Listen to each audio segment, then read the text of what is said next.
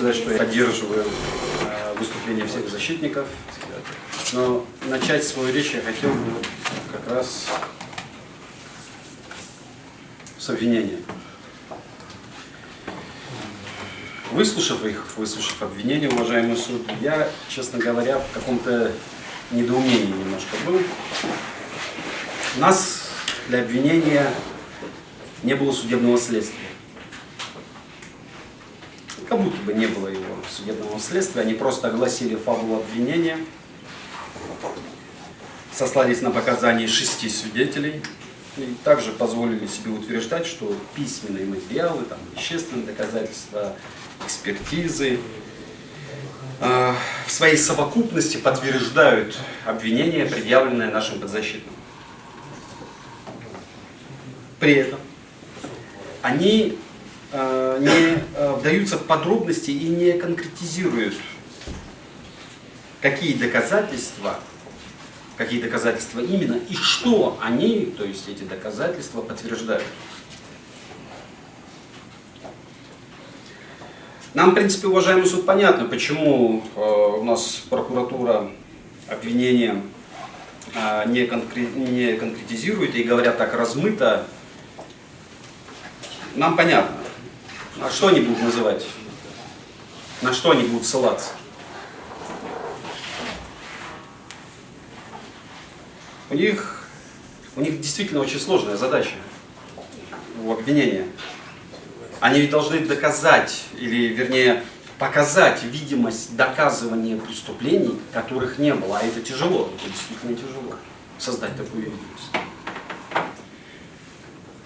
Все, как сидящие в этом зале, так и за его пределами, понимают, что никакого экстремистского сообщества не было. Не было никакой организации насилия. Стоит просто залезть в интернет, посмотреть видеоматериалы, в том числе, которые мы здесь исследовали в судебном заседании, которые в свободном доступе. Самих этих событий, 27 марта, само столкновение, что делали наши подзащитные, о чем они говорили, что говорили. И здесь становится абсолютно понятно, они не совершали тех преступлений, в которых их сегодня обвиняют. Но обвинителей не интересует истина, у них есть своя, в кавычках, правда, я извиняюсь, уважаемый суд, в виде указаний руководства, желаний карьерного роста. Это ведь важнее.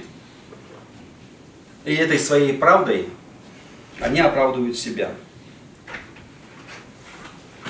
Они, конечно же, могут сколько угодно расхваливать в общих чертах платье короля, но мы все, которые присутствовали, видим все это, мы видим все, что в платье никакого нет, король голый. Они как бы вроде так-то и пытаются описать это платье в общих чертах, опять же. Но детально его описать они не могут. Не могут, потому что его нет. Мне очень понравился момент, когда у нас обвинители попытались дать определение и объяснить свое понимание экстремизма с привязкой к настоящему уголовному делу. В принципе, прокурор прав, абсолютно прав, когда, говоря об экстремизме, крайние меры, у нас оно так и переводится, крайний, то есть приверженность крайним взглядам и мерам. В целом они правильно дают определение, но опять же как-то размыто. У нас немножко передо мной моя коллега в части экстремизма сказала, я полностью поддерживаю, но все-таки я хотел бы немножко детально подойти к этому вопросу, потому что это основополагающее этого уголовного дела. В этих целях я, уважаемый суд, предлагаю определить, что такое экстремизм с точки зрения федерального закона от 25 июля 2002 года номер 114 ФЗ о противодействии экстремистской деятельности, в котором введены конкретные понятия и действия, которые попадают под это. Экстремистская деятельность, экстремизм. То есть насильственное изменение основ конституционного строя. или нарушение территориальной целостности Российской Федерации, в том числе отчуждение части территории Российской Федерации за исключением делимитации, демаркации, редемаркации государственной границы Российской Федерации с сопредельными государствами. Можем ли мы применить это к действиям наших подзащитных по настоящему уголовному делу? Конечно же нет, это абсолютно не приклеить, это не подходит. Публичное оправдание терроризма или террористическая деятельность. Имеется это у нас? Нет, опять же, не имеется. Возбуждение социальной, расовой, национальной или религиозной ненависти, розни. Тоже нет. Пропаганда исключительности, превосходства, либо неполноценности человека по признаку его социальной, расовой, национальной, религиозной или языковой принадлежности или отношения к религии. Также отсутствует у нас. Нарушение прав и свобод законных интересов человека и гражданина в зависимости от его социальной, расовой, национальной, религиозной или языковой принадлежности или отношения к религии. Опять же нет. Воспрепятствование осуществлению гражданам их избирательных прав на участке в референдуме или нарушение тайны голосования, соединенные с насилием либо угрозой применения насилия. Также отсутствует. Воспрепятствование законной деятельности государственных органов, органов местного самоуправления, избирательных комиссий, общественных религиозных объединений или иных организаций, соединенные с насилием либо угрозой его применения. Отсутствует. Совершение преступления по мотивам, указанным пунктом Е части 1 статьи 63 Уголовного кодекса Российской Федерации. Вот здесь, уважаемый суд, очень интересно, но я сейчас не буду останавливаться на этом. Я бы вернулся к этому чуть позже. Ну и далее у нас идет использование нацистской атрибутики или символики. Это абсолютно нас не касается и никак нельзя привязать. Публичные призывы к осуществлению указанных деяний, либо массовое распространение заведомо экстремистских материалов тоже не подходит. Публичное заведомое ложное обвинение лица, замещающего государственную должность Российской Федерации или государственную должность субъекта Российской Федерации в совершении им период исполнения своих должностных обязанностей. Ну, учитывая, что здесь опять же ложное, заведомо ложное говорят, также абсолютно не подходит. Организация и подготовка указанных деяний, а также подстрекательство к их осуществлению не подходит. Финансирование указанных деяний, либо иное содействие их организации не подходит. Ну и далее у нас в законе указывается, что такое экстремистская организация. Это общественное религиозное объединение, которое признано таковыми судом. Также идет определение экстремистских материалов, я все зачитывать не буду, уважаемый суд. Также, которое не подходит никаким образом, учитывая, что здесь идет про фашистские партии и вот все, что связано с нацизмом и так далее. И символика экстремистской организации, опять же, это к нам никак не касается. Вот какие действия наших подзащитных попадают под этот закон? А вот здесь как раз можно возвратиться к пункту Е, части 1 статьи 63 Уголовного кодекса, упомянутом в законе. И вот возвращаясь к этому, мы понимаем, для чего обвинению по выделенным делам нужен был политический мотив. Конечно же, чтобы стряпать обвинение нашим подзащитным. Вместе с тем я прошу обратить внимание уважаемого суда, что во всех случаях закон говорит о противоправных преступных действиях. Я прошу обратить на это особое внимание, учитывая требования статьи 8 Уголовного кодекса Российской Федерации. Так, согласно обвинительного заключения по данному делу, я коротко процитирую, уважаемый суд, с вашего позволения. Не позднее мая 2018 года Ушахов, являясь председателем регионального общественного движения «Ингушетия Совет Таипов», ингушского народа, далее Совет Таипов, с указанием, что запись внесена в единый государственный реестр, а также Барахоев Ахмед, а также Бальсагов Муса, являющийся председателем Ингушского республиканского отделения общероссийской общественной организации «Российский Красный Крест», объединенные между собой политической враждой к действующему на тот период главе Республики Ингушетия Евкурову с целью его смещения занимаемого поста создали экстремистское сообщество. Ну и далее, то есть организованную группу, и все в этом ракурсе. Я извиняюсь, уважаемый суд, а вот когда говорится о том, что создали, написали, создали, а чем это подтверждается? Вот что оно создавалось, когда оно создавалось, где? экстремистское сообщество. Ну да, Красный Крест, да, Совет Тейпов. И также Ахмед Барахоев. Но когда, где они это создавали?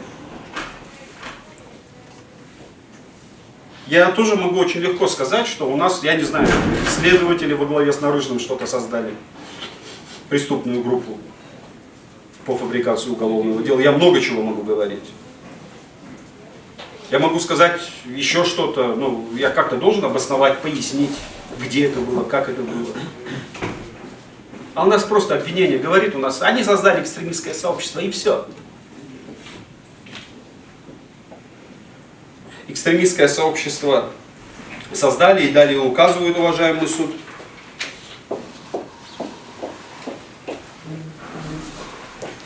Мне очень нравится просто вся трактовка, как это описано в обвинении.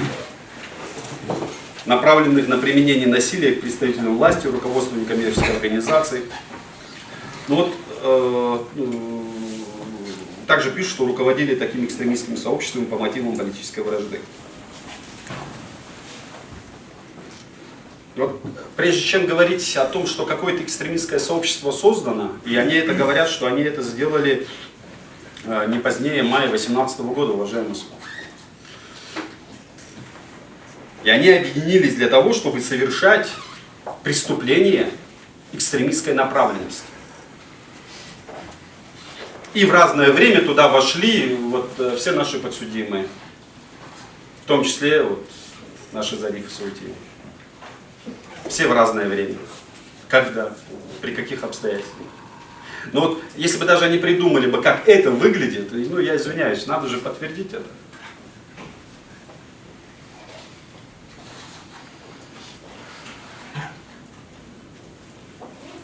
Ушахов, Барахоев, Мальсагов с целью придания видимости, легитимности деятельности в дальнейшем формировании базы для развития созданного ими экстремистского сообщества, дальнейшее руководство, которое взяли на себя, организовали 18 октября 2018 года в конференц-зале торгового центра «Ковчег», расположенном по такому-то адресу, заседание, на котором приняли решение о создании общественного объединения Ингушский комитет национального единства.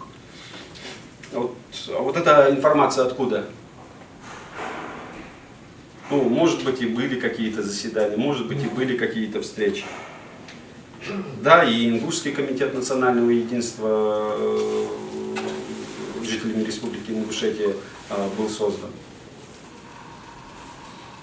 Но какое это имеет отношение к преступлениям экстремистской направленности, вообще к экстремизму или каким-либо преступлениям? Об этом ничего не сказано. У нас также, в принципе, и в последующем мой доверитель мне напомнил, что он, в принципе, и Мальсагов еще до предъявления этого обвинения вышли из Ингушского комитета национального единства и написали об этом заявление. У нас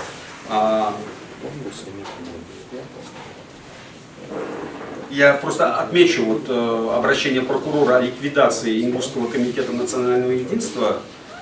Оно было ликвидировано, но причины, по которым оно ликвидировалось, это всего лишь две, уважаемые суды. Нет устава у организации общественной, и они не публиковали отчеты. Это единственное основание, по которым Ингушский комитет национального единства был ликвидирован летом 2020 года.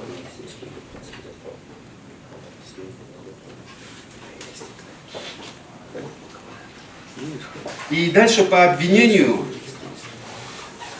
они здесь там рассказывают про формы, методы деятельности. Но вот я для себя выделил.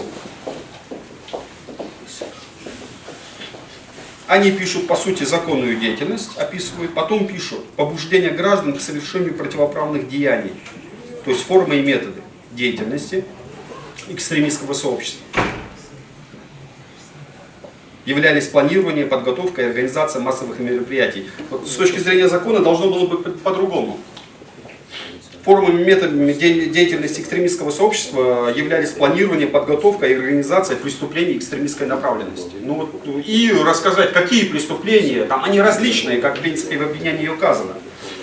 какие-то разные, различные преступления экстремистской направленности в той или иной последовательности участниками сообщества совершались. И они объединились именно для этой цели.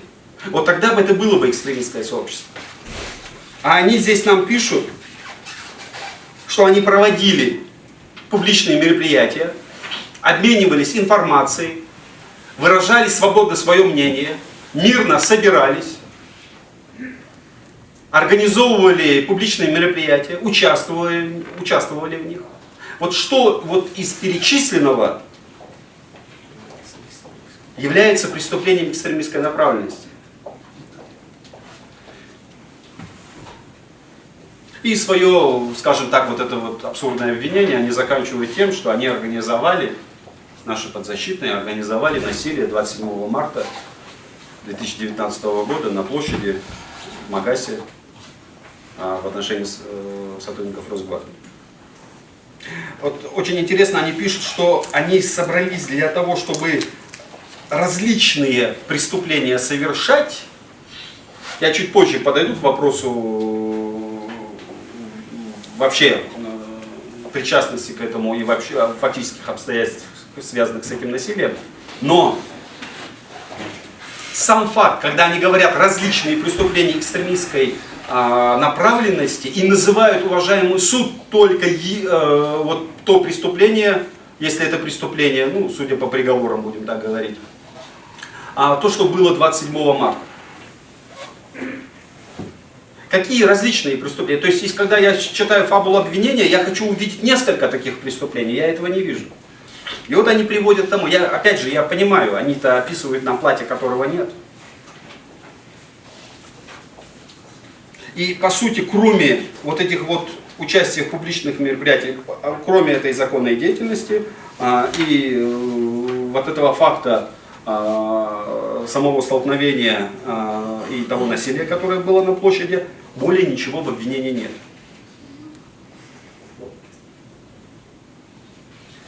Очень интересно, уважаемый суд, как обвинение указывает, то есть распределило роли между нашими подзащитными, и как они это все расписали.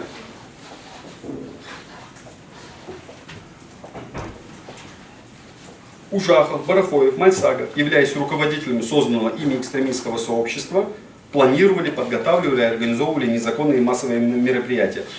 Я сразу просто по тексту, уважаемый суд, обвинительного заключения, я извиняюсь, а где и кем, чем у нас, каким доказательством установлено, что Ужахов и Барахоев являются организаторами публичных мероприятий на территории Республики Ингушетия?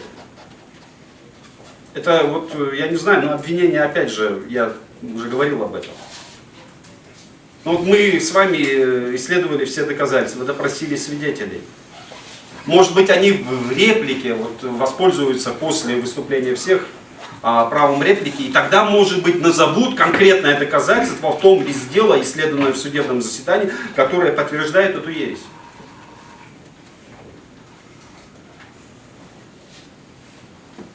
Подготавливали и организовывали незаконные массовые мероприятия. А что такое незаконные массовые мероприятия? Митинг – незаконное массовое мероприятие.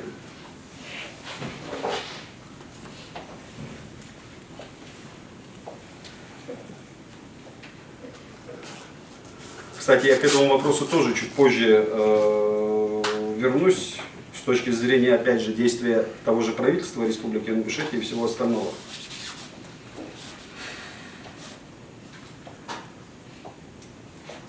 Давая обязательные к исполнению поручения ее членам, контролировали их исполнение, поддерживали внутреннюю дисциплину, а также осуществляли взаимодействие со средствами массовой информации. Ну, осуществление взаимодействия со средствами массовой информации, если мы уберем, то все остальное откуда взято?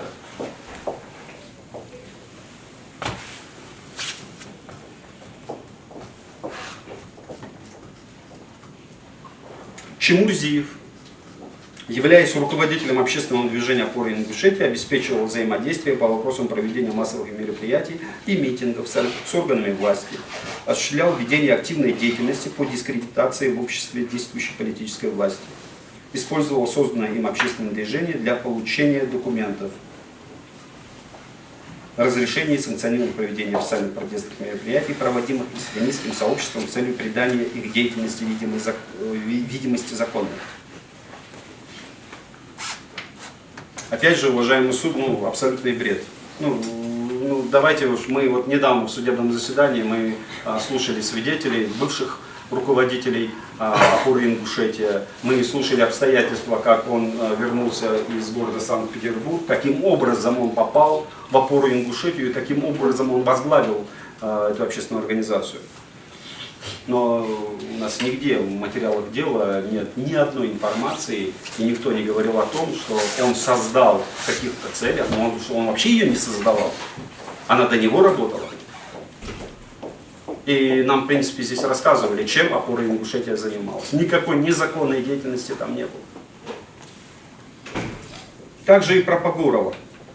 Бывший министр внутренних дел, имея опыт и навыки руководства людьми, принимал активное участие в проводимых протестных акциях, осуществлял деятельность по дискредитации в обществе действующей политической власти Республики Ингушетия. Это, конечно же, бред. У меня Барак Чемурзиев очень правильно в ходе судебного следствия он сделал заявление и указал, что мы не можем никак дискредитировать что-либо, потому что мы не судьи, мы не власть. Это могут делать они сами, а мы только можем указать на это.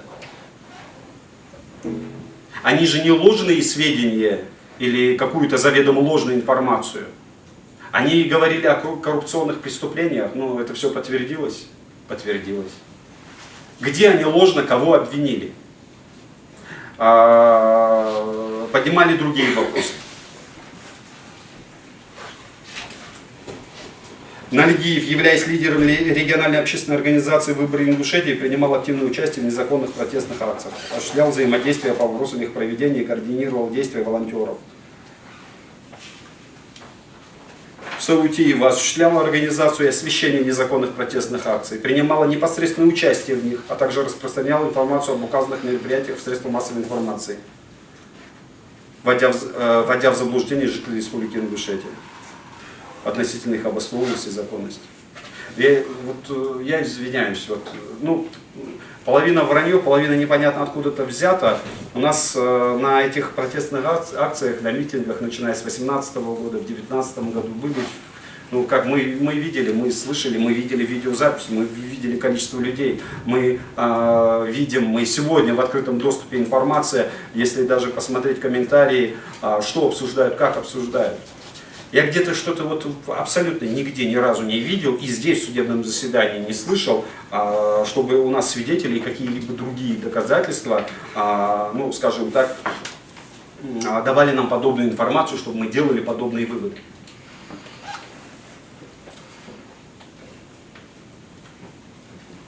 Хаутиев Багаудин, являясь руководителем Координационного совета молодежных организаций Республики Ингушетия посредством сети интернет и мессенджеров, склонял молодежь путем распространения призывов к участию в незаконных протестных акциях.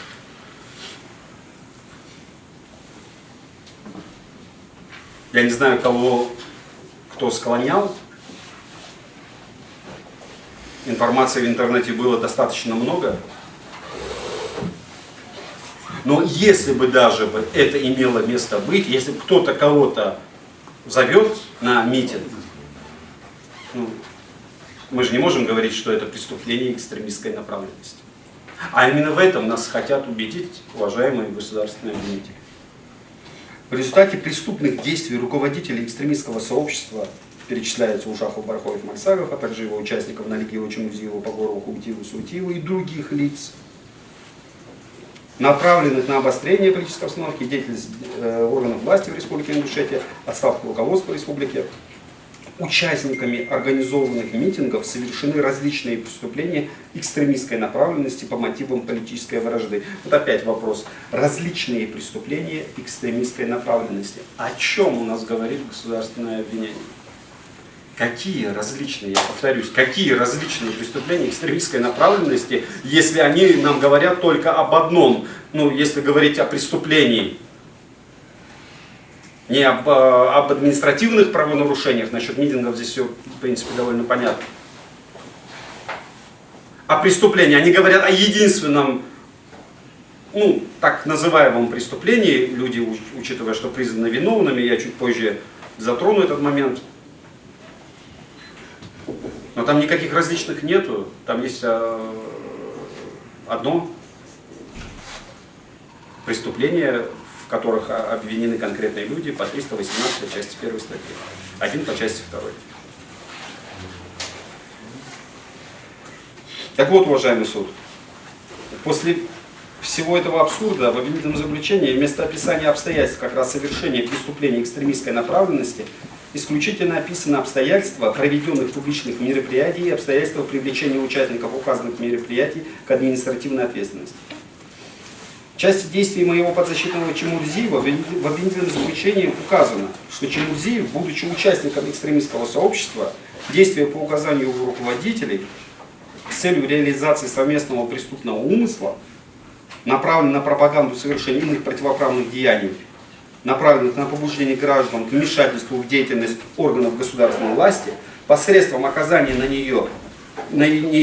ее представителей давления, через фактически имеющиеся институты, деятельность которых противоречит действующему законодательству, с целью последующего влияния на принимаемые ими органами государственной власти решения, будучи председателем общественного движения «Опора Ингушетии», направил 14 марта 2019 года уведомление о проведении митинга. Я извиняюсь, уважаемый суд. Ну, тут просто очень коротко, если можно сказать, да, Чемурзиев Барак направил уведомление, первое уведомление, если говорить о весне 2019 года, 14 марта 2019 года он направил. А вот это все остальное, вот то, что выше этого, вот это голословное, вот эти вот утверждения целей, для чего он это сделал, это откуда взято, я извиняюсь, откуда высосано. Я что-то не видел ни одного какого-то свидетеля, доказательства, что-либо здесь в судебном заседании, которое бы позволяло обвинению делать такие выводы. Иные какие-либо фактические действия, совершенные Чемурзиевым, в обвинительном заключении не описаны и не приведены, не указан, не описан способ и другие обстоятельства якобы совершенных преступлений. Как я сказал, вместо этого в обвинительном заключении указывается лишь абсолютно законная общественная деятельность наших подзащитных и их действия, связанные с реализацией конституционных прав граждан России в части проведения публичных мероприятий, участия в них, свободы слова, выражения своего мнения. То есть, по мнению обвинителя, реализация гражданами России своих конституционных прав – это преступление экстремистской направленности. Если они объединились для совершения преступлений экстремистской направленности, я еще раз спрошу обвинителей, я извиняюсь, где эти преступления экстремистской направленности? Административные правонарушения – это преступление экстремистской направленности? Конечно, нет.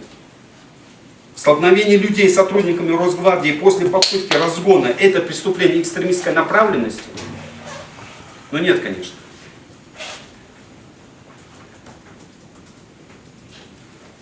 Здесь, уважаемый суд, хочу отметить, что, во-первых, само применение насилия в отношении сотрудников Росгвардии, конечно же, не является преступлением экстремистской направленности. Здесь никак не установлен, в том числе этот же мотив, к которому я чуть позже подойду.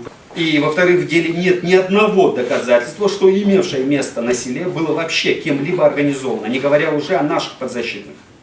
Разве потерпевшие от насилия указали на наших подзащитных как на лиц, организовавших насилие? Они всего лишь подтвердили сам факт насилия и описали, как могли, эти обстоятельства. Но это никак не доказательство стороны обвинения, которым можно обосновать предъявленное нашим подзащитным обвинение. Я повторюсь еще раз, уважаемый суд, в деле в этой части нет ни одного доказательства, и потому абсолютно очевидно, что вывод, указанный в обвинительном заключении, что якобы наши подзащитные и другие организаторы митинга, не желая выполнять законные требования представителей власти, вступили в предварительный преступный сговор между собой, направленный на организацию применения участникам несогласованного митинга насилия в отношении представителей власти в связи с исполнением ими своих должностных обязанностей, не основан на материалах уголовного дела.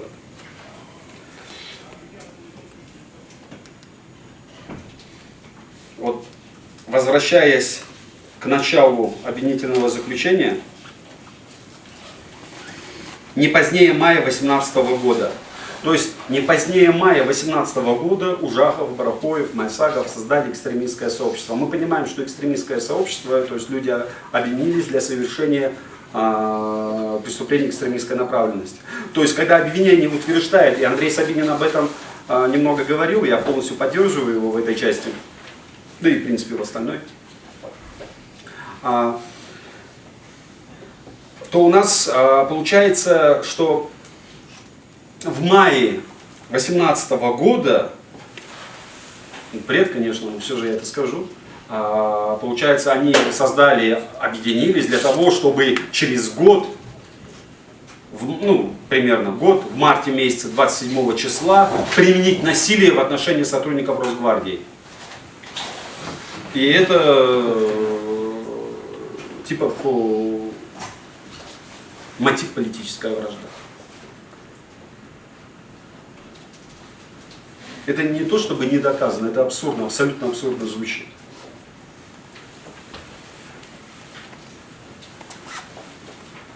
В обвинении, как было сказано, не приведены и не описаны ни способ, ни обстоятельства сговора и организации насилия в отношении представителей власти.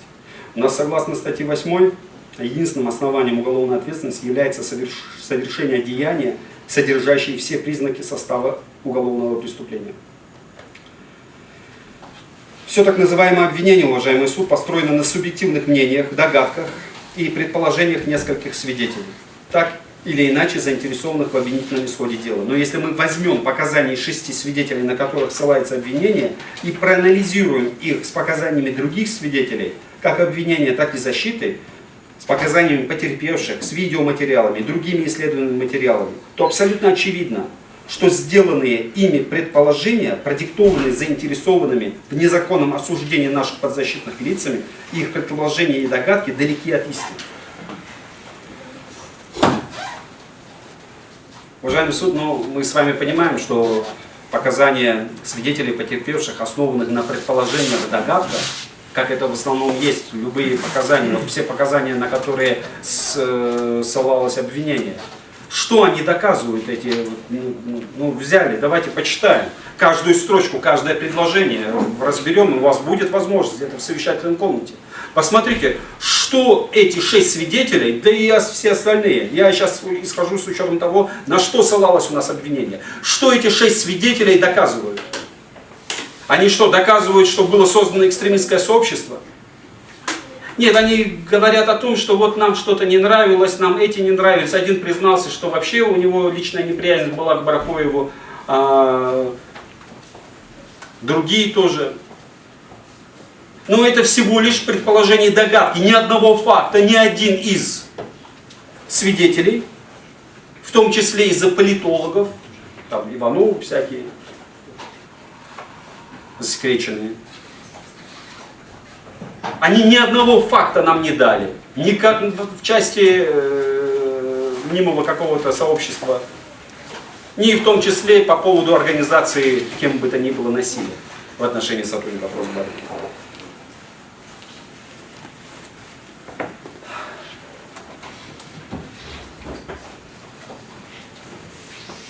Имеющиеся в деле доказательства, уважаемый суд, в том числе и вещественные, изъятые в ходе осмотра места происшествия, подтверждают только лишь сам факт примененного насилия в отношении сотрудников Росгвардии.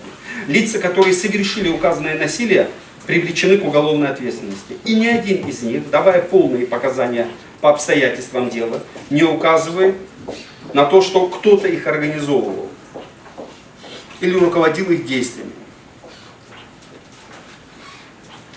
Уважаемый суд, сами по себе приговоры, приобщенные к материалам дела, они не устанавливают виновность наших подзащитных. На это вы неоднократно нам указывали в ходе судебного следствия. Мы это тоже понимаем, наши подзащитные не были, но вся эта такая вот взаимосвязь не в плане действий наших подзащитных с кем бы то ни было, а действий следственных органов, обвинения в целом, и вот их желание привязки как раз к этим договорам, вот этот политический мотив, здесь все очевидно, к сожалению. У нас прокуратура считает, что надо что-то написать для того, чтобы хоть как-то обосновывать то, что они пишут.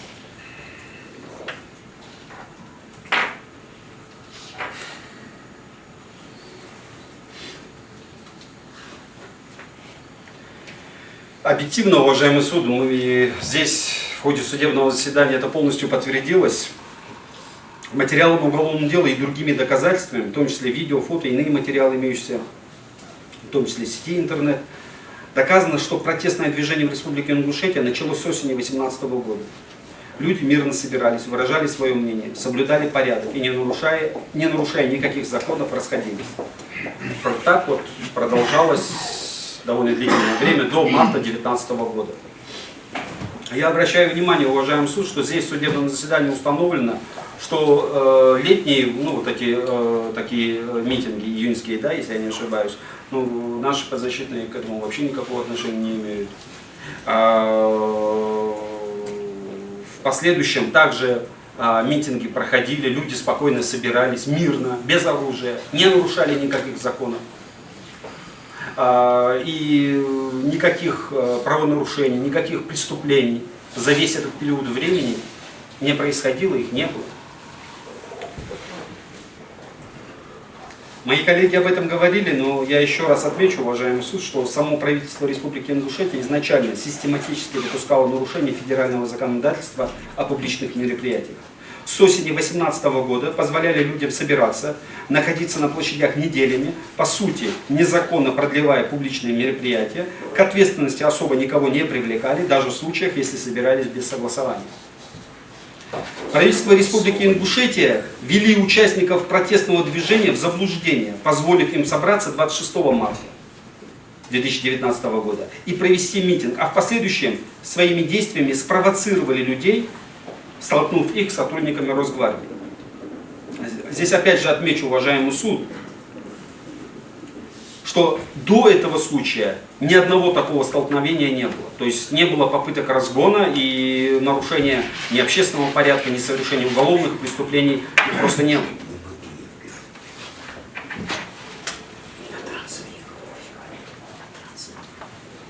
Логично, уважаемый суд, предположить, что если бы действия руководства республики по факту столкнувшихся людей и сотрудников полиции, до 27 марта 2019 года никаких противоправных действий со стороны митингующих не было.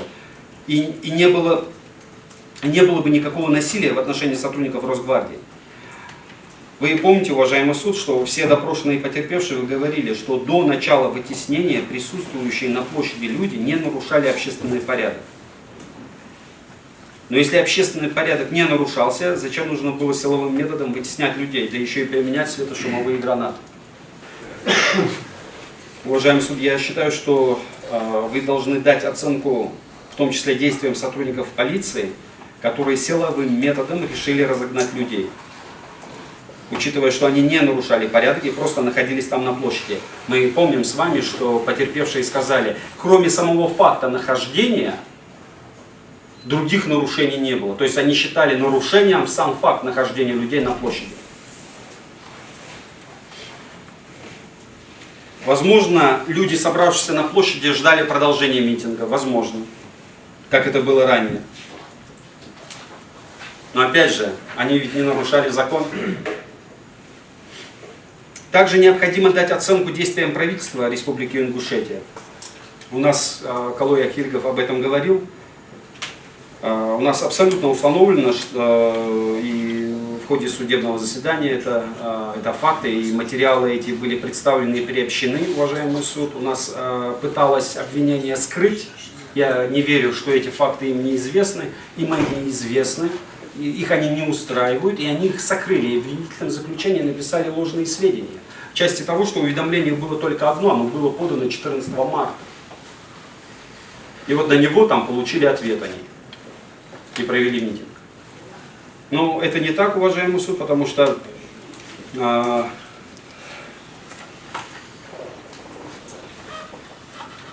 эти уведомления, то есть 14 числа, которое было подано уведомление, на него ответ пришел 22 марта, и где было указано не город Магаз, а город Назрань. Организаторы митинга с этим не согласились, подали повторное уведомление И только 22, да, они направили повторное, 22 марта они подали повторное уведомление, и 25, уважаемый суд, 22 марта подается уведомление. И 25 им дают разрешение. Ну как разрешение? Ну, типа согласовали.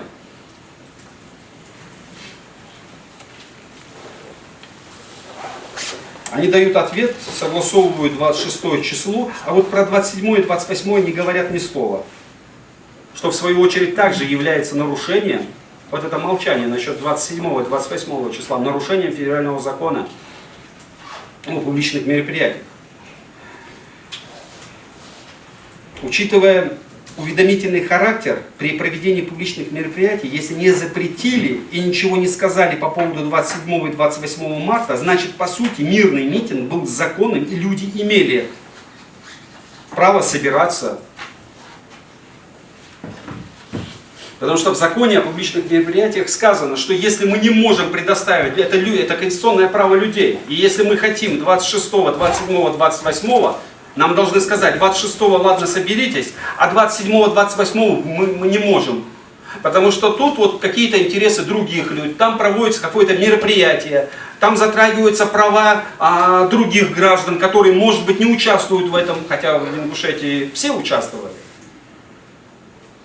Но если не можем провести в этом месте, то должны предложить другое место.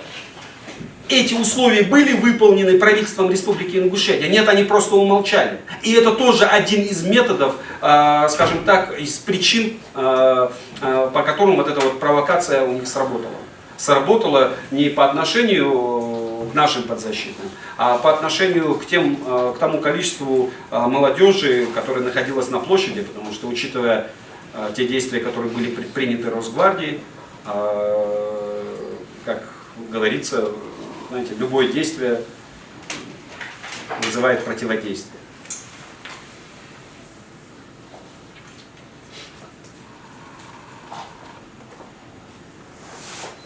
И вот раньше эти публичные мероприятия продлевались.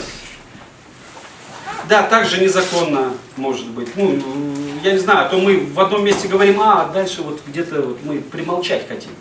Ну а что осенью, что все законно было, я имею в виду со стороны правительства Республики Ингушетия. А почему они давали и продлевали? К чему они, для чего они тренировали людей? То есть тогда можно было, людям показали, что так можно, здесь пообещали, что да, вам тоже дадут.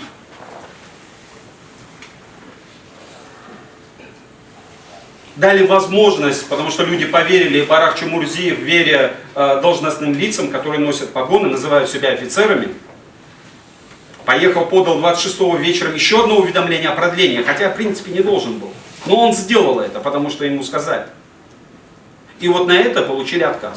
Потом, видите ли, вот там 10-15 суток не выдержали. А я извиняюсь, еще 22 марта выдержали. Или осенью выдерживали.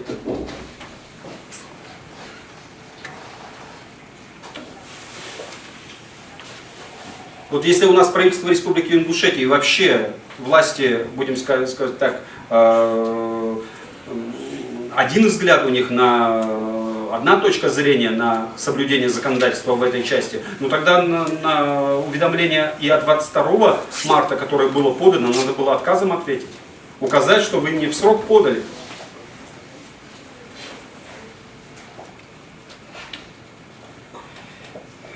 Вышеназванные фактически обстоятельства, а также данные, полученные в ходе расследования уголовного дела, и как эти уголовные дела возбуждались,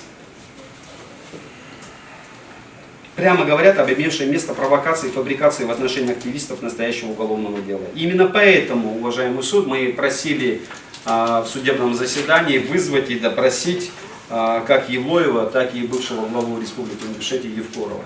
Ну, я насчет Евлоева еще раз затрону момент. Я извиняюсь, когда на следствии Чумурзиев просит допросить его, провести очную ставку, Нарыжный удовлетворяет. Мы приобщали, уважаемый суд, к материалам уголовного дела эти ответы и постановление о полном удовлетворении ходатайства Чумурзиева о проведении очной ставки между Евлоевым и Чумурзиевым. Но Нарыжный удовлетворил, то ли забыл, то ли не захотел, то ли посчитал для себя ненужным это. И без этого, ну, я уж не буду говорить про все остальные нарушения на этапе предварительного расследования. Мы об этом писали и в ходатайстве о возвращении уголовному делу прокурору в начале судебного заседания в декабре прошлого года. Я заявлял, уважаемый суд. Вы тогда сказали, что это преждевременно, отказали, и учитывая, что вам необходимо всем этим обстоятельствам исследовать и дать оценку. Но на сегодняшний день, то есть тогда удовлетворили ходатайство, постановление, которое вынесено, никем не отменено, оно осталось. Но даже здесь, в зале судебного заседания, ну, к сожалению, я буду считать, что это не злой умысел. Нам также отказано в допросе указанного лица.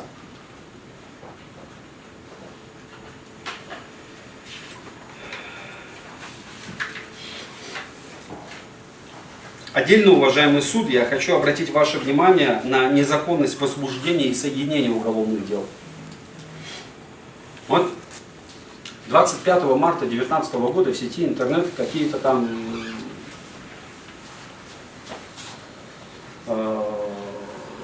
комментарии, какие-то посты появились. И у нас следователь Назаранского районного следственного отдела Пугоев вынес постановление о возбуждении уголовного дела по части 3 статьи 212 по факту обнаружения в сети интернет высказываний, призывающих к беспорядкам. 27 марта, уважаемый суд, после этих обстоятельств у нас господин Нарыжный вынес постановление о возбуждении уголовного дела по части 2 статьи 318. То есть в тот день это насилие произошло, сегодня это происходит насилие, и в этот же день, когда это насилие произошло, Нарыжный выносит постановление по части 2 статьи 318. На следующий день Нарыжный еще что-то в интернете нашел. И опять возбуждает уголовное дело по части 3 статьи 312.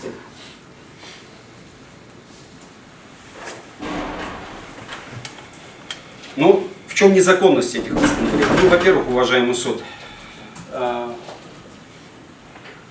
невозможно на тот момент, 27 марта, сразу, по сути, получается, у нас конечный результат Нарыжному был известен. Он почему-то знал, что это часть 2 318, он знал, что это организовано кем-то. Он знал, что все нападавшие имели единый умысел на применение именно опасного для жизни и здоровья насилия. Он знает, что все были охвачены одним умыслом, и 27 марта он не расследовал. Я понимаю, если бы он расследовал бы, он по каждому факту возбудил бы уголовное дело, допрашивали, проводили бы следственные действия. И там обвиняемые в этих преступлениях, которых установили, говорили бы: извините, но меня вот они заставили. Ну я тогда бы согласился, тогда вам и флаг в руки, господа обвинители. Но здесь все наоборот. Мы сперва человека сажаем в тюрьму, он сидит энное время, мы пытаемся что-то доказать, а мы посадили, потому что нам сказали. А потом мы пытаемся оправдать то время, которое они провели. Ну, тоже надо оправдать это все. Не зря же они сидели.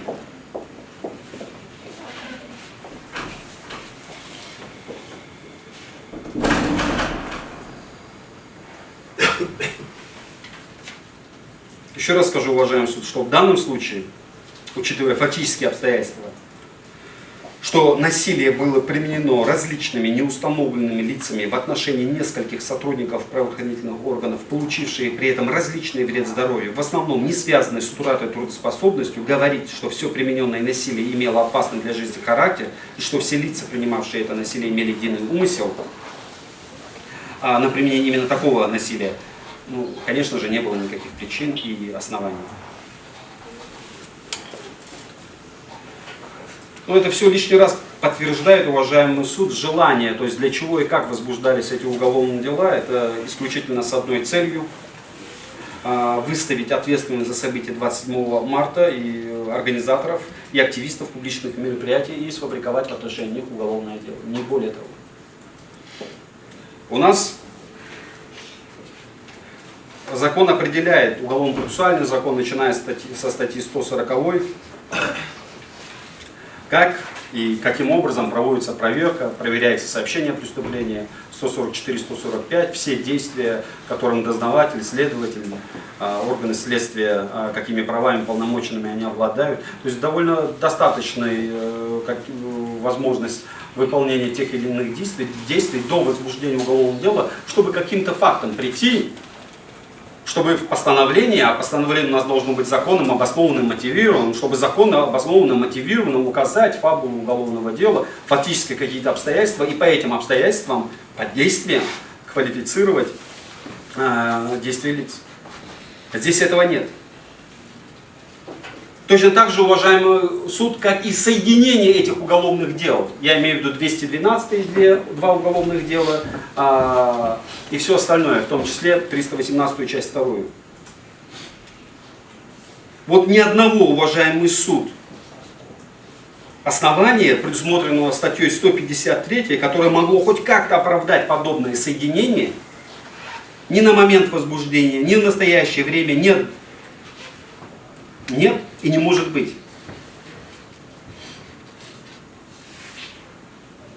Нет у нас никаких данных, которые бы позволяли говорить, что публикации в сети интернет и примененное насилие как-то между собой связаны. Мы можем предполагать, гадать, там, какие-то гипотезы выдвигать, я не знаю. Но каких-либо оснований, то есть фактических данных, чтобы об этом заявить, нет. А у нас предполагает соединение только при установлении таких фактических данных. Хотя бы какие-то данные должны быть, которые дают основания полагать следователю. Но и этого здесь нет.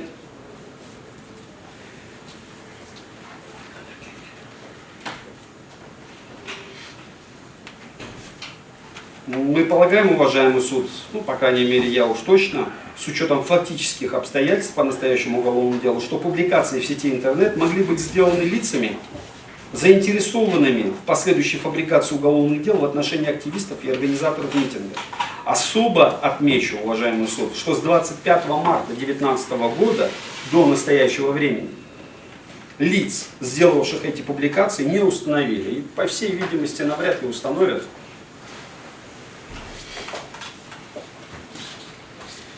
Материалы уголовного дела, уважаемый суд, объективно показывают, что целью настоящего дела является не расследование совершенного какого-либо преступления, а создание видимости, чтобы якобы активисты и лидеры протестного движения совершили преступление.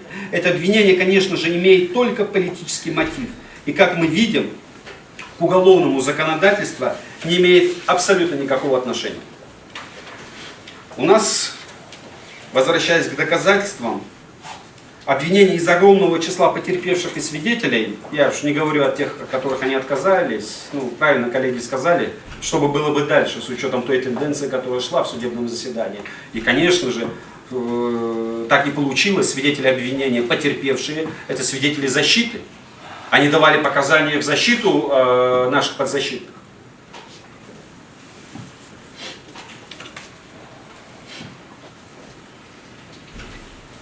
И вот такая оговорка, ссылка на этих 6 свидетелей, которые делают предположения, фактических данных нам не показывают, с оговоркой, что в суде не все были честны и нужно верить оглашенным показаниям, это, конечно же, уважаемый суд, нонсенс. Вот показания свидетелей, на которых сослалось обвинение, никак не обосновывают обвинение. Повторюсь, они основаны на догадке, субъективных мнениях, на предположениях. Что они доказывают, я еще раз хотел бы вот задать этот вопрос прокурорам. Это риторический вопрос, я не к вам обращаюсь. Что они доказывают? Что конкретное, каждое доказательство, они говорят, в совокупности все письменные материалы у нас доказывают предъявленное обвинение. Ну давайте разберем на детали эти все доказательства и рассмотрим их в отдельности. Давайте в отдельности их рассмотрим, а потом будем думать об их совокупности. Что эти доказательства и какие доказательства, и что они доказывают.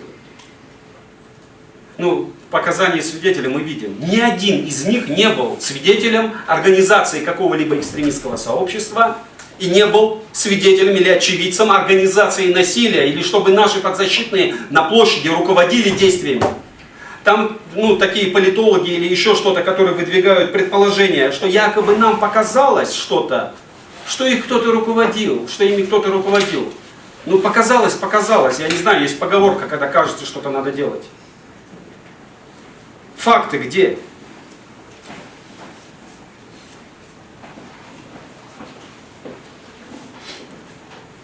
И эти показания, вот, опять же, они ничего не доказывают, но их назвали обвинители.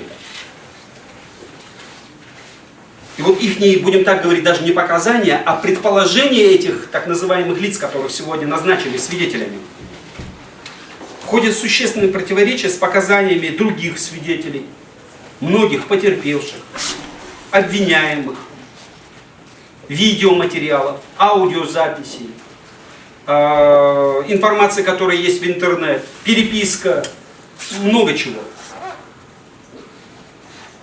Я напомню, что некоторые из свидетелей обвинения, которые ну, вот для их, ну, в кавычках, пользы делали те или иные предположения, они, не понимая ингушского языка, делали эти предположения, не понимая. Они нам здесь говорили, они разговаривали на ингушском языке, мы не понимаем. Если вы не понимаете, то есть вы слышите непонятные звуки, вы видите людей, я не знаю, на чем основаны ваши предположения, на чем вы их строите.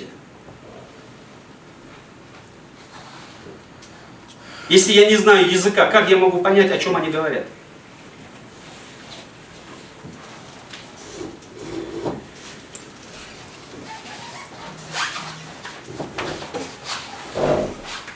Кто-то видел там женщину, я извиняюсь. Ну, видел женщину и что-то там женщину видел.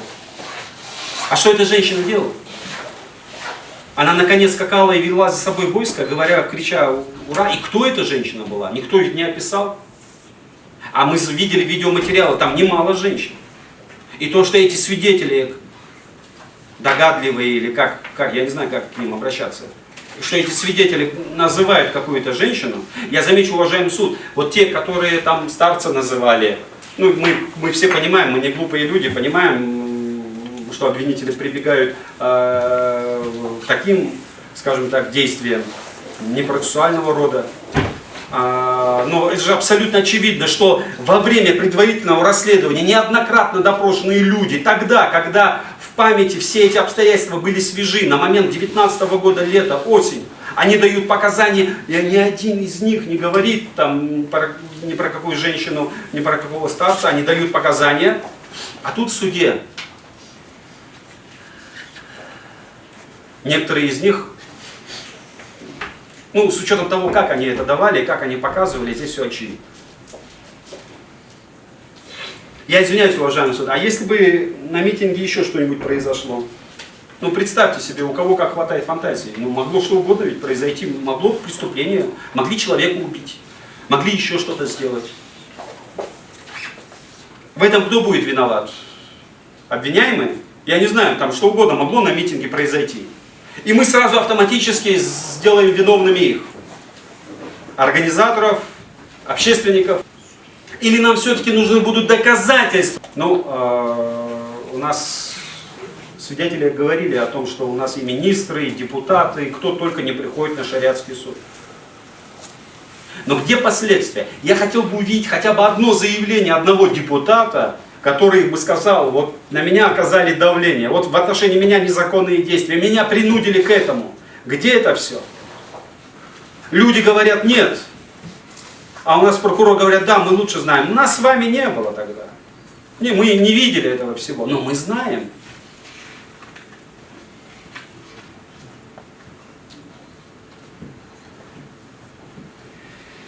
Конечно же, уважаемый суд, то насилие на площади, оно носило стихийный характер. Это была, конечно же, ответная реакция на силовое вытеснение, не более того. И это абсолютно доказано в данном судебном заседании.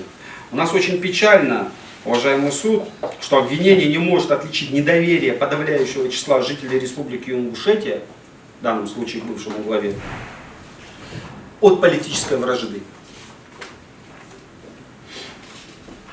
Ну, отмечу, что Железноводский суд Ставропольского края в большинстве случаев снимал политический мотив, в том числе и в апелляции, Ставропольский краевой суд.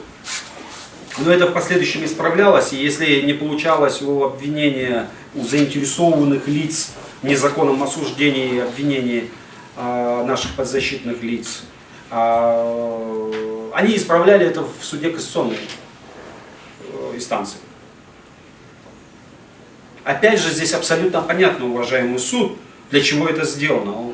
И, к сожалению, я должен признать, что у нас, это очевидно, уважаемый суд, к сожалению, что у нас вся государственная машина заинтересована в незаконном осуждении наших подзащитных.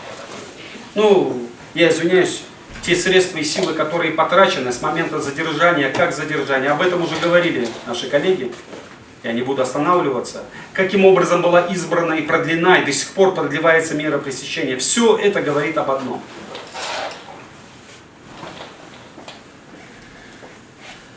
Ну, такая, скажем, предрешенность того решения, которое должно быть вынесено здесь, в зале судебного заседания.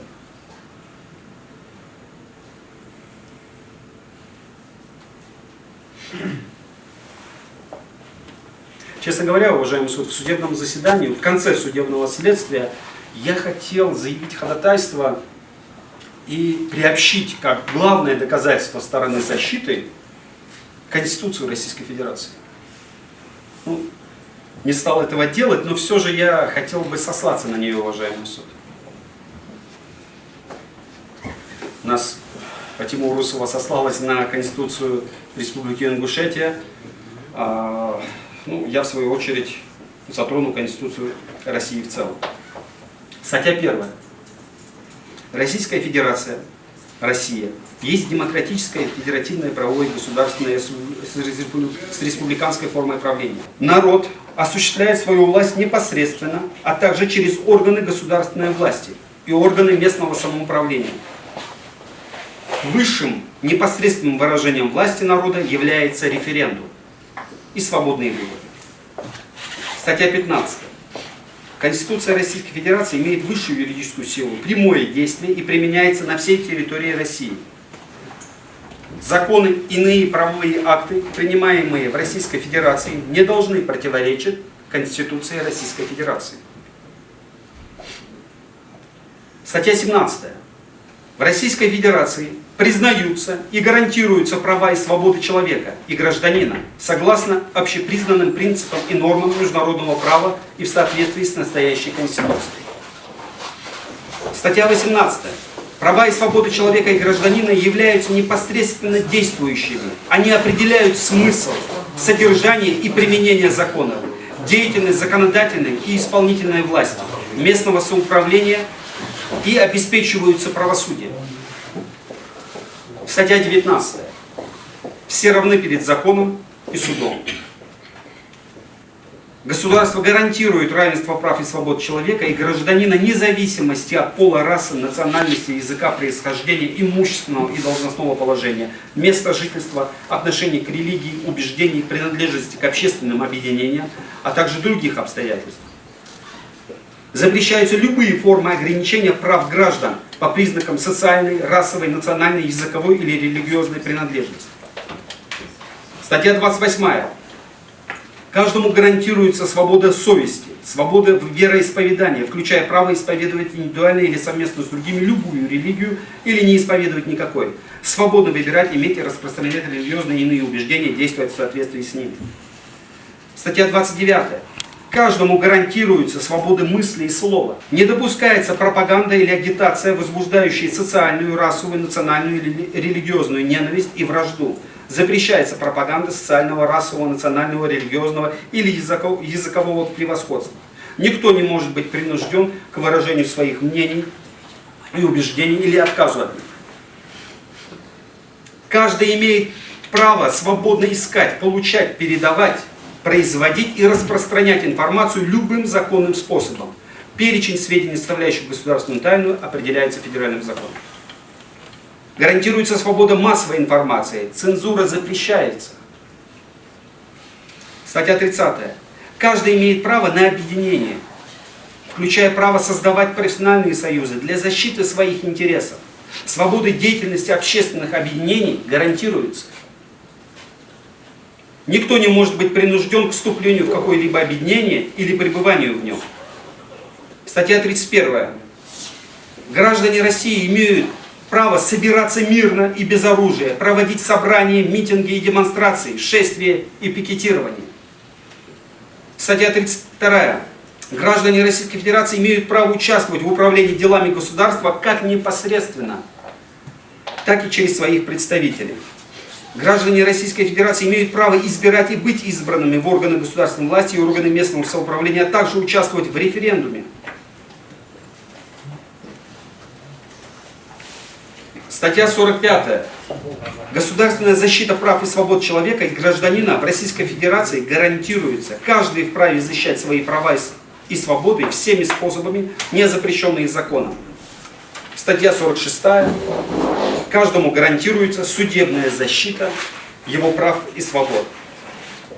49 статья.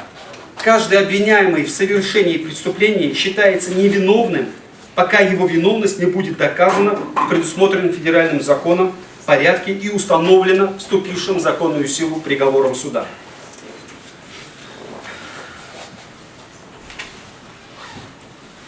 Статья 55. Перечисление в Конституции Российской Федерации основных прав и свобод не должно толковаться как отрицание и умаление других общепризнанных прав и свобод человека и гражданина. В Российской Федерации не должны издаваться законы, отменяющие или умаляющие права и свободы человека и гражданина. Права и свободы человека и гражданина могут быть ограничены федеральным законом только в той мере и только в какой это необходимо в целях защиты основ конституционного строя, нравственности, здоровья, прав и законных интересов других лиц, обеспечения обороны страны и безопасности государства. Уважаемый суд, вот наши подзащитные, и это абсолютно доказано, они всего лишь реализовывали свои конституционные права. Они не стремились к власти, не выступали против конституционного строя, не призывали к насилию и уж тем более не организовывали его.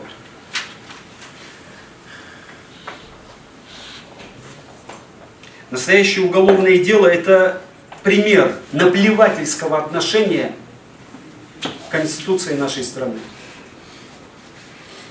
Сегодня, когда реализация конституционных прав, у нас обвинения без тени стеснения называют преступлениями экстремистской направленности, я извиняюсь, дальше куда мы идем?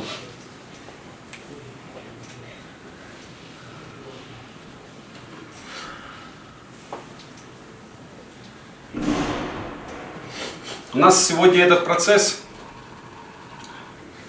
изменили территориальную подсудность. Мы сегодня, это очень тяжело, уважаемый суд, даже для нас, для адвокатов, там, с Кабардино-Балкарии приезжают сюда, люди с Ингушетии приезжают. Представляете, вот если бы этот суд проходил в Ингушетии, или хотя бы в Кабардино-Балкарии, вот в большом здании, я неоднократно об этом говорил, идеальное здание. Я понимаю, это не настоящий суд принимал решение, но при всем при этом. Вот у нас сегодня обвинение пытается представить все в таком свете, что вот это протестное движение, оно не охватило. Это всего лишь маленькая часть людей, которые чем-то была недовольна, все остальные все хорошо. Но это ведь не так. Мы сегодня допросили многих свидетелей, мы слышали все показания этих свидетелей. Вы представляете, уважаемый суд, если бы чуть поближе к Ингушетии этот процесс проходил, сколько людей смогли бы прийти на этот процесс? И как слушатели, и как свидетели, как очевидцы. Но, опять же, это вопрос справедливости, справедливого судебного разбирательства.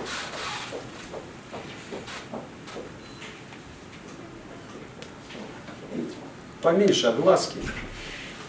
Я ранее об этом говорил, чтобы поменьше звуков от этого дела было слышно. Вот цель. Чтобы поменьше людей писали, говорили об этом.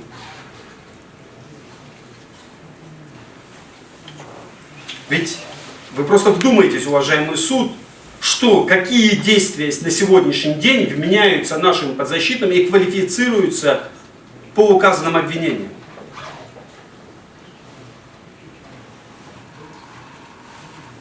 Я еще раз хочу сказать, ни одного доказательства обвинение не представил. То, на что они ссылаются, я извиняюсь, уважаемый суд, но это стыд. Это стыд, если они думают, что таким образом можно доказать. Я, конечно же, понимаю, они уверены в вашем решении, уважаемый суд. Они уверены, что у них все пройдет. Им отыграть свою роль и разойтись. Им все равно, что будет с этими людьми, что будет за пределами этого судебного заседания. Но эта формальность касается всех нас. Людей, находящихся здесь, в зале судебного заседания. За его пределами. Я извиняюсь, уважаемый суд. Но я хочу вопрос задать.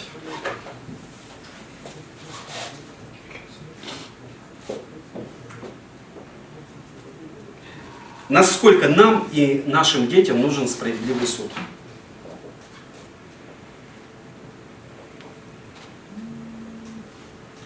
Опять же, я, конечно же, не жду ответа на этот вопрос. Я думаю, всем он необходим. По-другому нельзя. По-другому нет никакого демократического государства, вообще какого-либо.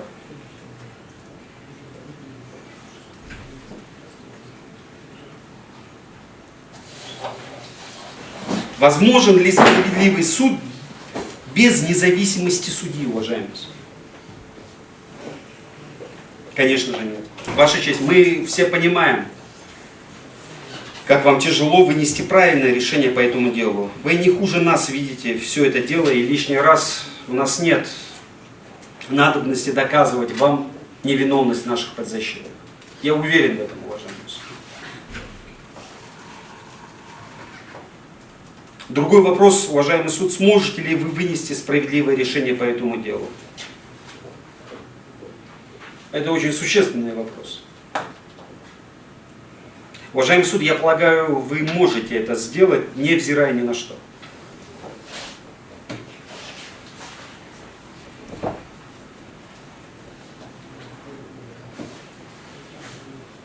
Обвинительный приговор, уважаемый суд, по этому делу, это приговор не в отношении наших подзащитных. Это обвинительный приговор в отношении всех нас. И судят сегодня всех нас. Все знают, уважаемый суд, за этот процесс. Все знают, кто-то как может следит за ним. Не только в Ингушетии, не только в России, но и за его пределами.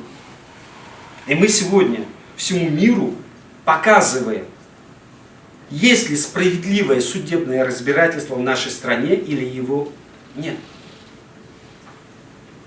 И от вас зависит, что весь мир увидит. Без разницы, уважаемый суд, какое там решение обжалуют они, какое решение наверху примут.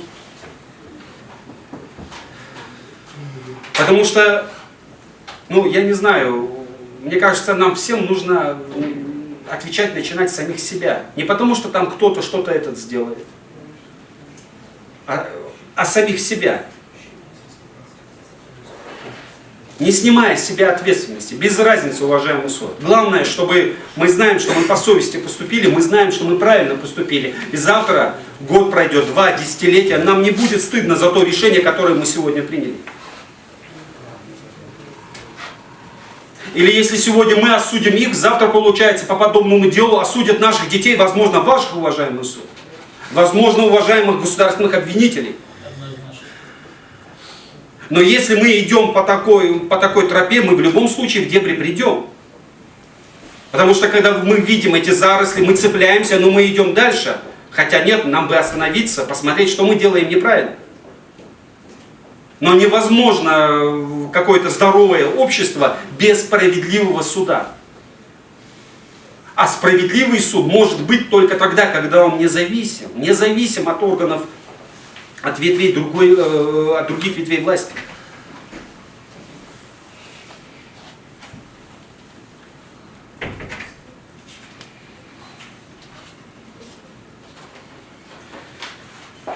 Уважаемый суд, абсолютно очевидно для всех, что единственное справедливое решение и с точки зрения закона, и с точки зрения морали, это оправдательный приговор. Это безусловно. Я думаю, даже прокуроры у нас в этом не сомневаются. Они, может быть, никогда не признаются. Но я не к прокурорам обращаюсь, а к вам, уважаемый суд.